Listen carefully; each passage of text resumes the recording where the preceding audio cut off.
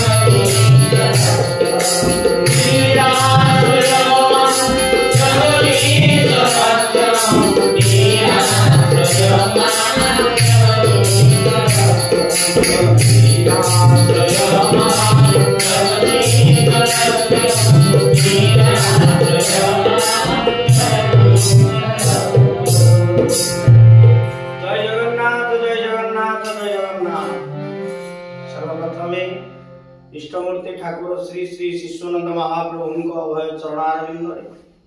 भक्तिपूत प्रणाम निवेदन समर्पण करुछि। प्रातः स्मरणीय सद्गुरुदेव परमहंस पद्मश्री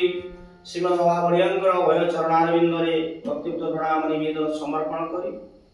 पुणी से भागवत भितर पशिवा से प्रथम स्कंद प्रथम अध्याय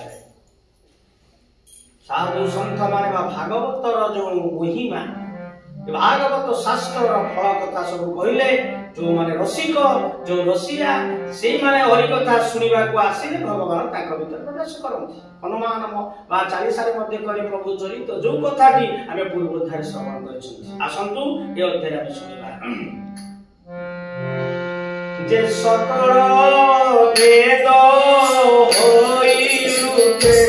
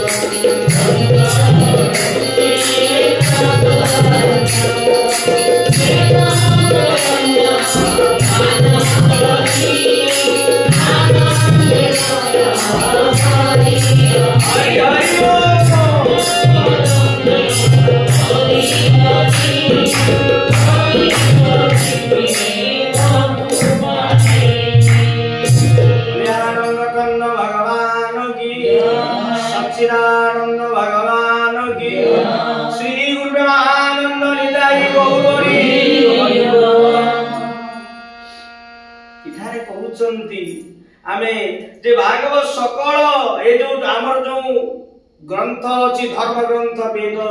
ये वेदर जो चारि वेदर फल बा मुख्य रस देटा जेते बेले सकल वेद होई वृक्ष सब वेद आज गुटे वृक्ष होई गले वृक्ष रे एक फलटी सृष्टि हैला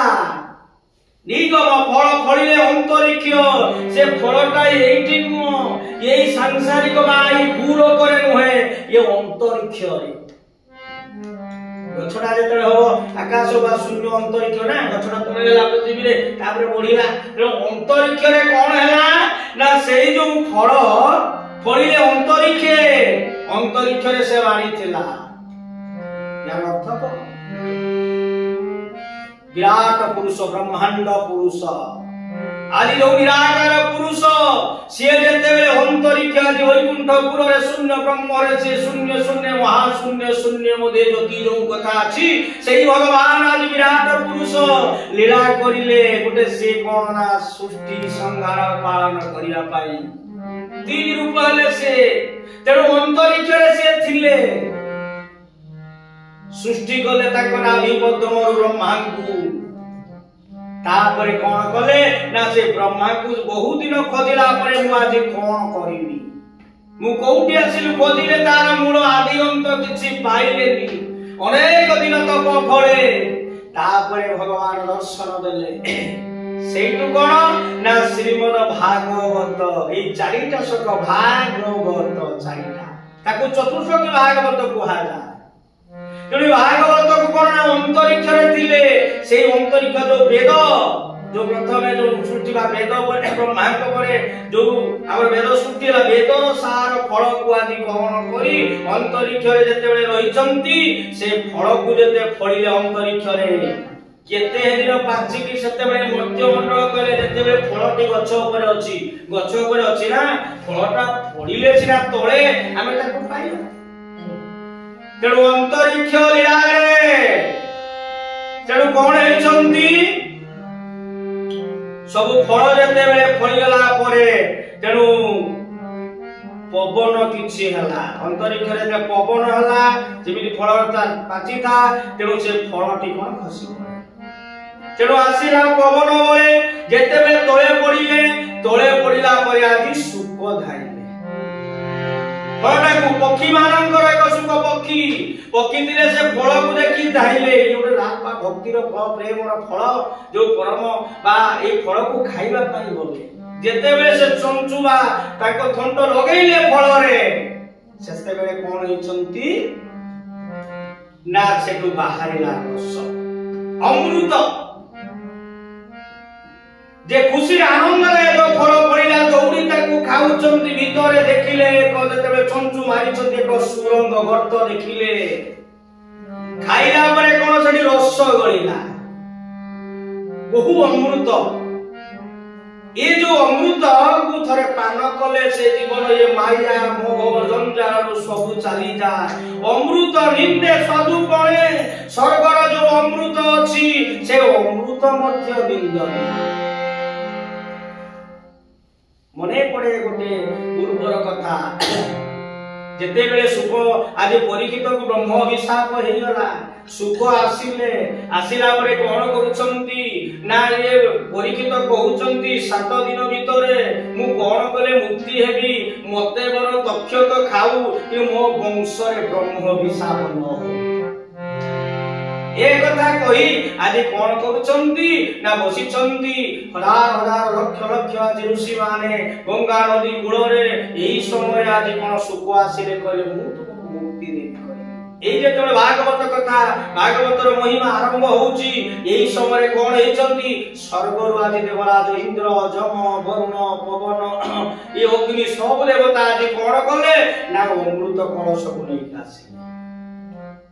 सुख को कहउचंती हे सुख गोसाई ए अमृत को नियंतु परीक्षित को खाइबा पई दियंतु परीक्षित आज पी दियंतु ए भागवत ए मध्य मंडल रे करुणा चालो जिबा हम स्वर्ग लोक रे कहिबार तात्पर्य ए जो भागवत कथा अमृत ये जो भागवत रूपक जो अमृत सुख जो फलटी पाइले जो अमृत को पान कले से कौन ना से देवतांकर अमृत ठार आहुरी अधिक कारण अमृत पान कला परे किछि दिन आमे बंचिबा भोग करिबा 100 वर्ष 50 वर्ष 500 वर्ष एमिति मध्य बचुचंती देव ता माने ता परे मध्य पूर्णी मध्य मंडल को सेठी मध्य सुरा नारी सब किछि अछि किंतु भागवत कथा अमृत को पान कले पीले खाइले कोन हबो भगवान को पाखरे आमे निर्वाण प्राप्त होइबा मुक्ति होइबा ए माया जंजाल रे पड़िबा जो जंतुना ये स्वामी गाड़ी जाउथबो स्त्री गाड़ी जाउथबो कहा मथा पडुनी से को में गेला जियो में गेला खाइबा को दौनाती ए जो पिटा मोरा झगड़ा हिंसा ये घर लगा कर देबा हे चेपड़ा अपनी कोन को छटा कोन का करि दियो ये जो जंजाल ए माया ताको स्पर्श करिबने से भगवान को पाखरे मिसी जा तेरो आदि कोन करूछंती ना ये अमृत निंदे साधुपणे सुजने पिब हे सुजन माने हे लोक माने ये जो भागवत रूपक कथा अमृत को पान कर जहा से अमृत ठारो आहुरी मध्य तार द्विगुण मूल्य तारे जीवनटा सार्थक हो जाय आज्ञा देखंतु भागवत कथा अमृत आमे देखुचे उडे चितो बा फळ माने आंबो टे कोन आंबोर जदी पत्र को आनी के चुबेबा कोन मारबे कोसा तार उडे काठी को आनी जदी चुबेबा रसटी बाहर करबा चिपुडीबा बा ग्राइंडिंग कर दे खाइले माने रसटी कोन हो कोसा लागी किंतु सेही आंबो गछ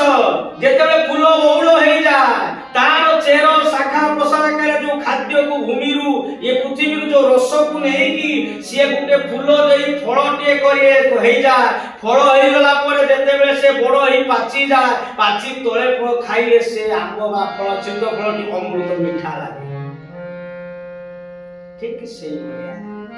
ई जो कथा अमृत भागवत जो